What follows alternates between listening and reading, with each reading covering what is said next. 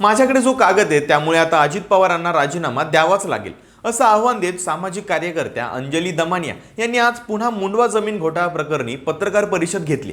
उपमुख्यमंत्री अजित पवार यांचे पुत्र पार्थ पवार यांची भागीदारी असलेल्या अमेडिया एंटरप्राइजेस LLP कंपनीतर्फे झालेल्या शेकडो कोटींच्या या बोटॅनिकल गार्डनच्या जमीन घोटाळ्याचा वाद वाढला आणि त्यानंतर अजित पवारांनी पत्रकार परिषद घेऊन हा व्यवहार रद्द करत असल्याचं जाहीर केलं होतं।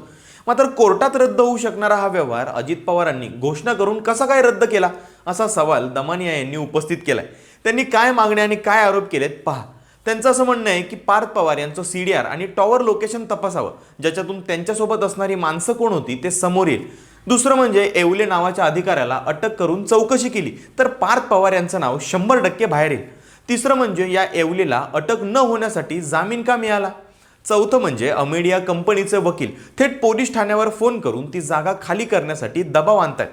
पाचवं, बोटॅनिकल गार्डनच्या संचालकांनी तक्रार देऊनही पुणे कलेक्टरांनी कारवाई केली नाही, तेही या प्रकरणात सहभागी आहेत आणि हे प्रकरण पुण्याच्या पालकमंत्र्याच्या मुलावर असल्यानेच कलेक्टरना सुद्धा निष्पक्ष चौकशी करता येत नाहीये।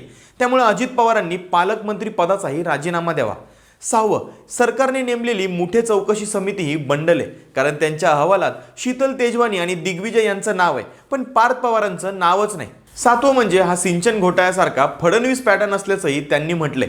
उद्या दुपारी त्या मंत्रालयात जाऊन खरगे कमिटी समोर आपलं म्हणणं मांडणार आहेत। त्यांची योग्य ती दखल घेतली नाही तर समितीवरही गुन्हा दाखल करण्याची मागणी त्यांनी केली।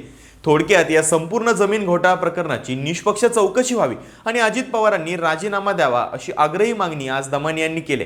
त्यामुळे या प्रकरणामध्ये आता पार्थ पवारांचा पाय किती खोलात आहे आणि लेखामुळे अजितदादांना राजीनामा द्यावा लागणार का हे पाहावं लागेल।